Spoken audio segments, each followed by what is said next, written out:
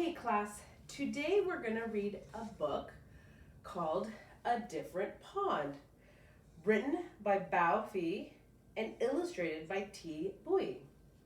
You see that? You have a son and a father here. Wonder what this book is going to be about. Let's find out. Some nice little illustrations here. Again, a different pond. Oh, here the father and son again here. For my family and for the refugees everywhere, BP. For the working class and the young dudes, TB. Now that's pretty cool. All right, let's see how this starts out. Dad wakes me up quietly so Mom can keep sleeping. It will be hours before the sun comes up. Oh man, he looks super tired. The sun hasn't come up yet. In the kitchen, the bare bulb is burning. Dad has been up for a while making sandwiches and packing the car. Can I help? I ask. Sure. My dad whispers and hands me a tackle box. Do we know what a tackle box is? Oh, well, tackle box is what you put stuff in to go fishing with. Okay. The street lights look brighter and the roads aren't so busy. Before the sun comes up, Dad turns on the heater and tells me a story.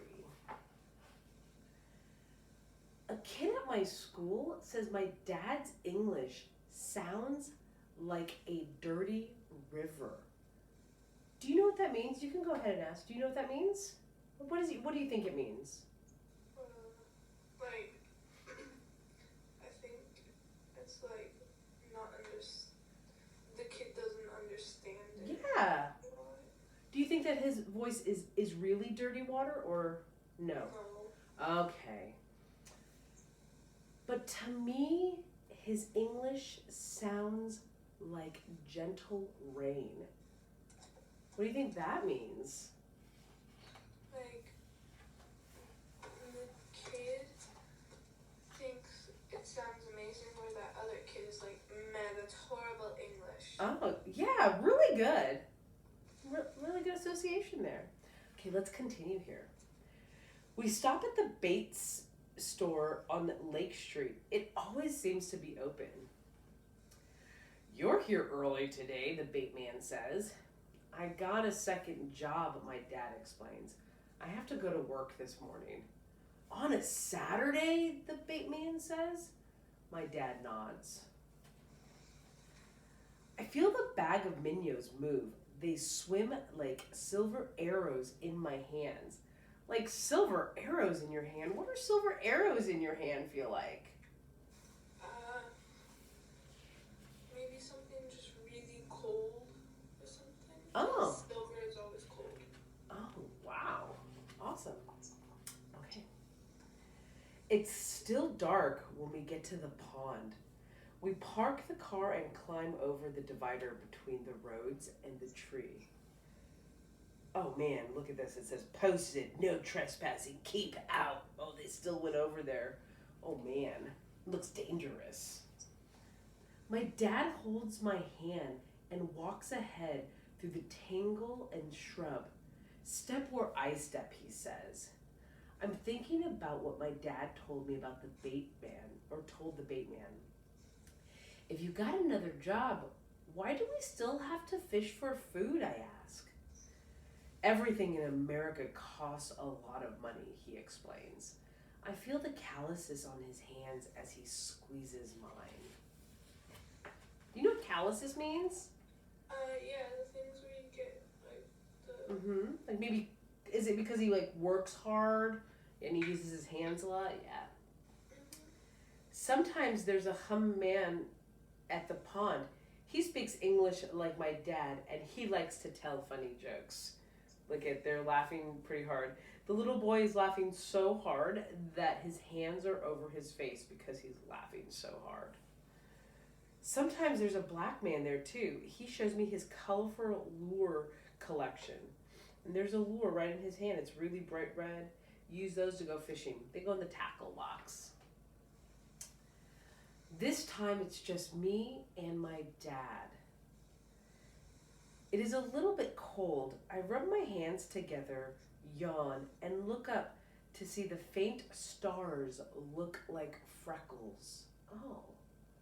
Again, something with that word like in it. What do you think that, what is it? That's a simile, right? It is! Really good job. I know we've been learning about similes and metaphors. Perfect. Okay. As Dad sets up in the clearing, I gather small, thin twigs for the fire. They need to be dry and clean. I count 1, 2, 3, 4, 5, 6, 7, 8, 9, 10, and then 10 more for later. I put some rocks in a circle and set up the twigs like a volcano. My dad reminds me. I set one end of each twig down and other up, leaning them so they rest against each other and hold each other up. I get to light with just one match. Dad nods. Oh, he looks so proud of himself that he lit that fire all by himself. You want to put a minnow on the hook, Dad says. I want to help, but I shake my head no. I don't want to hurt that little fish, even if I know it's about to be eaten by a bigger one. My dad smiles. He isn't upset with me. Oh, look at that. That's okay. Dad hands me a sandwich, cold bologna between 2 pieces of bread. Careful of the spicy stuff, he says. There's a half a peppercorn, like a moon, split into 2, studded into the meat. I used to fish by a pond like this when I was a boy in Vietnam, my dad says, biting into his sandwiches. With your brother, I ask? He nods and then looks away. My dad tells me about the war, but only sometimes. He and his brother fought side by side. One day, his brother didn't come home. Yeah, they're talking about the Vietnam War.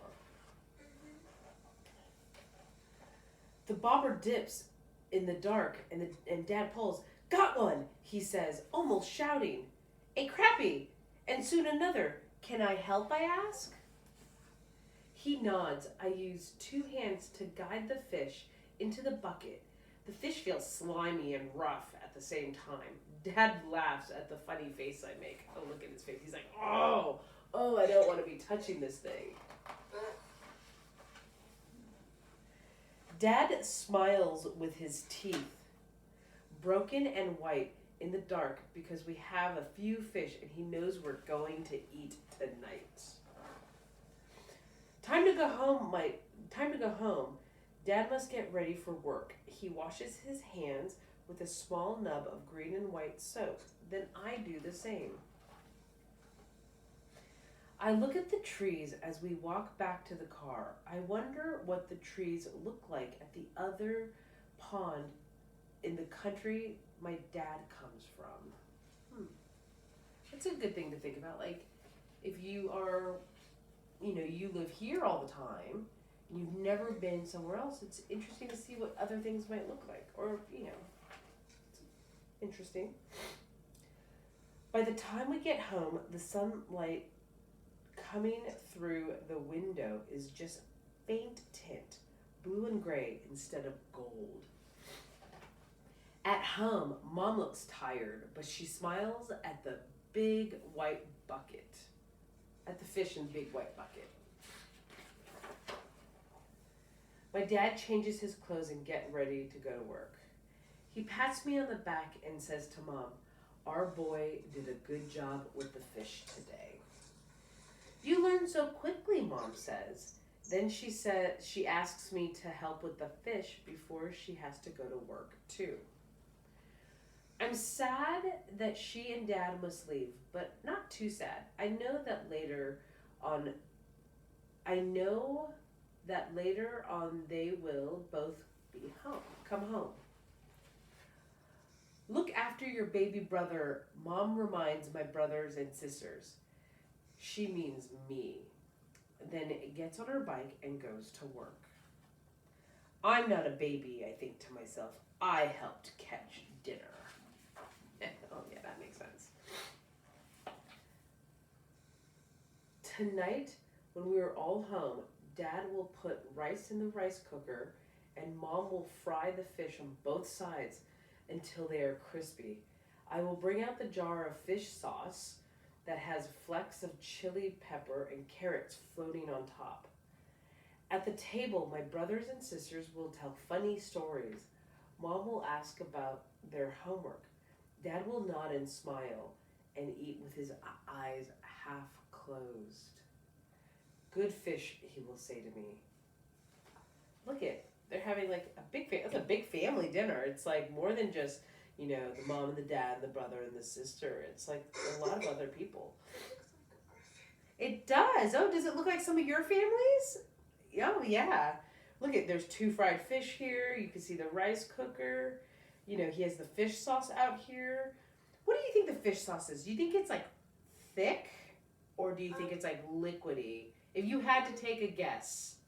Liquidy. Oh, okay. Maybe we'll find out. And I will smile and nod, and later when we sleep, we will dream of fish in a far away ponds. Look at, he's thinking about fish. And here's some notes from the authors and illustrator and some pictures. Oh, it looks so cute. Some more pictures. And then there you go. That is the end of the book. A different pond.